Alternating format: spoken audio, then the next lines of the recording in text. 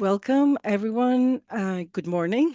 Also, I'm very pleased to chair this press conference today of very important work that we started months ago now together with our network.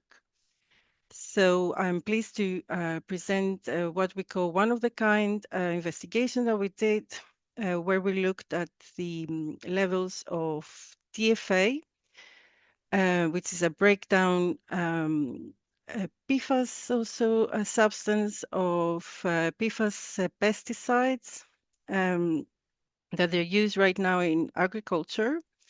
So a small background before we start is that we started investigating contamination of TFA when we became aware that currently there are PFAS pesticides that we use in agriculture that they break down to this substance.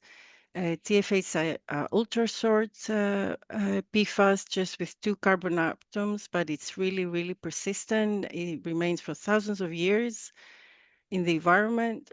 And we know now that it's also toxic, so it's really alarming. And together with a network, we have looked at it into the water resources, surface water, but also drinking water, and we found it in all the samples. And then we looked at the wine, and today we're going to present to you the work that we did where we looked at cereal-based products. So behind this work, there's 18 organizations from across Europe that they have been involved in collecting samples from 16 European countries. So this is a really widespread study. It's citizen science, of course. And we want to send a very clear message. We want to say that to stop the use of PFAS pesticides right now, to cut this pollution at its source, and to protect the water resources and our food, of course, and truly move towards agriculture a model that protects nature, but also our health. And I will give now the floor to my 2 colleagues. But before that, maybe a couple of logistical things. We're first going to have a presentation from the authors of the report and the coordinators. And then we're going to this is going to be the main room. And then we're going to have breakout rooms in 4 languages. So we have German, French, Spanish, and Czech. And you can find after the presentation, you can look at the bottom of your screen on your right, you will see there is 3 dots that say more. And from there, you can select your breakout room. And without further delay, I will give the floor to Salome Ruanel, my colleague from Pan Europe. Salome, the floor is yours. We can start. Yeah, thank you, Angeliki. Can you hear me well? Hello, can you hear me well? Okay, sorry, I just wanted a confirmation. Sorry. Okay, so maybe first about our network. So Pan Europe stands for Pesticide Action Network Europe. We are a science-based non-profit organization. We have a team based in Brussels, and we also have a broad network across Europe of member organizations that we work with, including on projects such as the one we're going to present to you today. And our mission is to work to eliminate EU dependency on toxic pesticides and to promote ecologically sound and socially just alternatives. But with this, so indeed, as was mentioned before, we decided to look at the presence of TFA, trifluoroacetic acid, in commonly consumed cereals-based products. The reason why we did so is that there is today no official monitoring of TFA in food products by the food authorities, neither at the national nor at the EU level, and therefore we have very scarce information about the presence of this molecule in our food chain. Maybe a bit of background information first. So as was already mentioned, TFA is an ultra-short PFAS, but it's also the common metabolite of 31 pesticide active substances that are approved in the EU and that all have a trifluoromethyl group and therefore belongs to the family of PFAS themselves. They are often called forever pollutant. TFA is a substance of concern first because it's highly persistent in the environment and it's also very mobile and very soluble in water, which explains why we detect it nearly everywhere. I will come back to that. And according to industry studies, TFA also leads to a range of adverse effects on human health. As was observed in several studies, skeletal and eyes malformation in a rabbit offspring, an effect on the thyroid, liver, and immune systems. And under the EU chemical law, TFA is currently undergoing classification as toxic for reproduction, category 1B, which is a very serious hazard-based classification, which will imply some regulatory consequences on the substance. Yeah, with this, before diving into our work on on cereals, I just want to remind a few findings from our previous studies. We have detected TFA in all our samples of surface water that we collected in the past. Same goes with groundwater, and we also detected TFA in nearly all the samples of tap water we analyzed. And these findings, they very well align with the monitoring that have been carried out before or after these studies.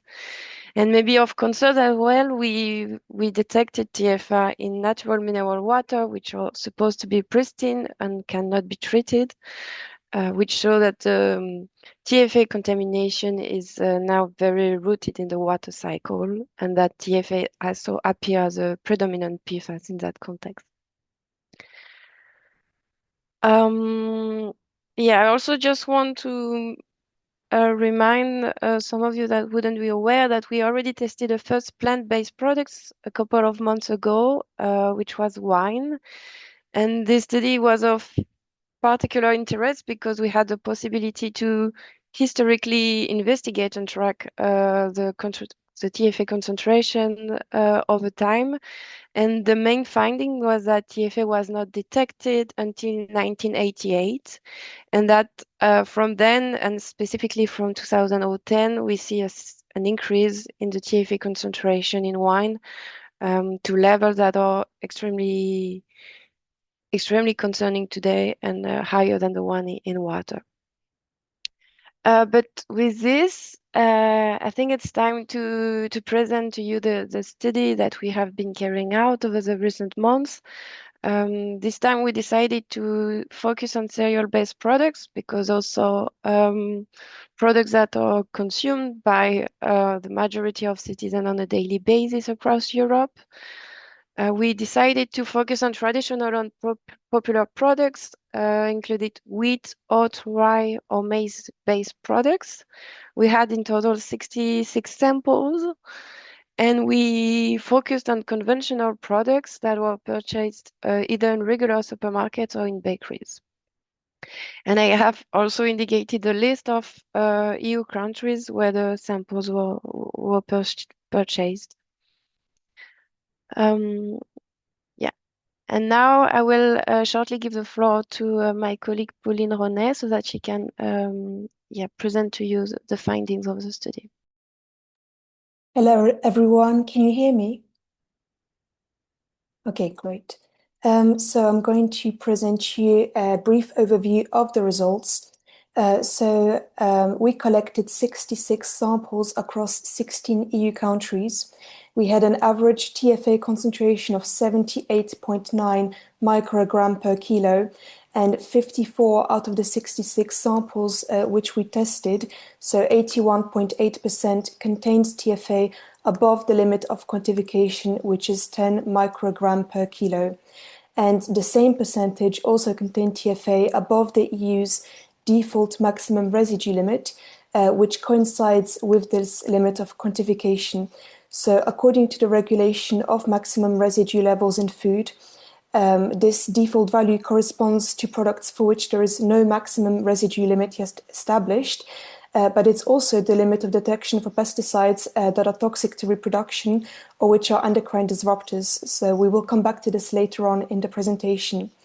And the range of TFA detection above this limit of quantification ranged from 13 to 360 microgram per kilos, which was found in a sample of breakfast cereals, which is very concerning. So here we have an overview of the TFA levels across these 66 samples. So each color represents a different country. And as you can see, there was still quite a wide range of detections, and we have some peak values. So for example, we have in yellow a sample of flour from Germany, which contained 310 microgram per kilo. In light blue, we have the sample of breakfast cereals from Ireland, which I mentioned. And then in dark blue, we have whole grain bread from Belgium at 340 microgram per kilo.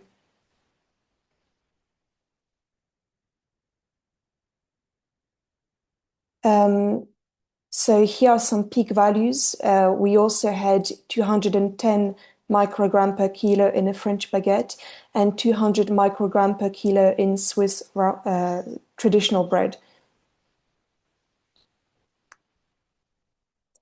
And what we also found was that products that are composed predominantly of wheat, so have more than 50% wheat in their composition, had significantly higher TFA concentrations compared to products made from other cereals such as rye, oat, maize, or rice. So you can see that the p-value is very, very low. But we also had a discrepancy in the number of samples. So 55 samples containing wheat predominantly and 11 for non-wheat products. You can see there's a very high difference.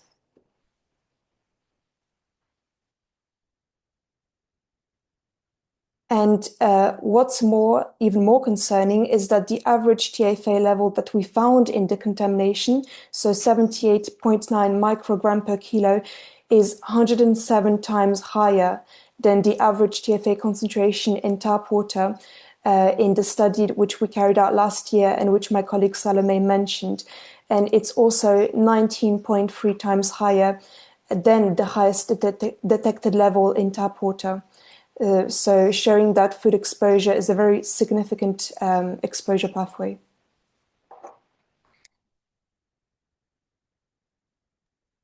Thank you, Pauline. Thank you very much.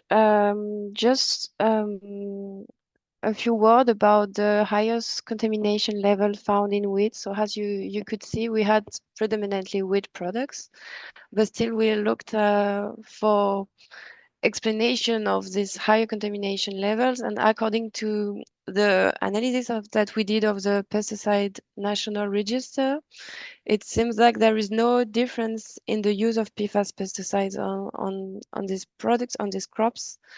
Products are evenly authorized on wheat, rye, maize, or oat crops. However, it seems like wheat may be more efficient at absorbing and accumulating PFAS in general, and particularly TFA because of its small molecular size, which, yeah, allows it to pass through the root barrier more easily. Yeah, very quickly to come back of what was mentioned before. So in the EU, we have a regulation called the Maximum Residual Levels Regulation, which sets the maximum legal limit of residue of pesticides that can be considered safe for consumers. And to date, we don't have any maximum residual level set for TFA in food by regulators. That also explains why we have no monitoring. But in such cases, what the regulation provides is that there should be a default precautionary value of 0.01 microgram per kilogram, which applies. Which therefore we consider to be applicable to TFA as a breakdown product of active substances. And we think it's even more coherent considering the rising evidence of TFA toxicity, especially toxicity for reproduction. And so, was mentioned before, 44 of the sample exceeded this value of 0.1 milligram per kilogram. So with this, I would like to wrap up to repeat again that TFA was detected in the wide majority of the samples that we analyzed, showing widespread contamination of our food chain with this substance. That indeed we saw a higher level of contamination in wood products than in others. But that more importantly, what we show quite clearly is that food beyond water is the main pathway for exposure to TFA. In other words, the main TFA intake is via food and not via water, even though we have more information on water today. And yeah, again, no maximum residual levels are being set today by regulators for TFA, but what we see is that the default value that applies in such cases is largely exceeded by the majority of the samples. So having a look to what the regulation says in light of these findings, I mean, the pesticide regulation is very clear on the fact that pesticide residue should have no harmful effect on human health, on the environment, and on groundwater.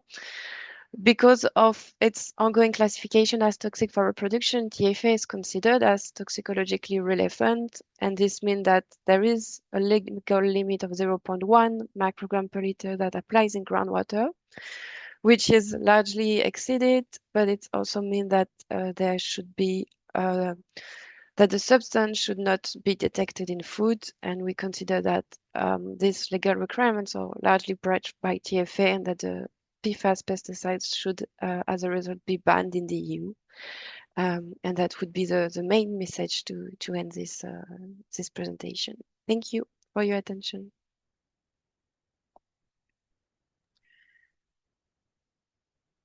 Thank you very much, Salome and Pauline, for this presentation. And this is the moment where we will open the floor to Q&A.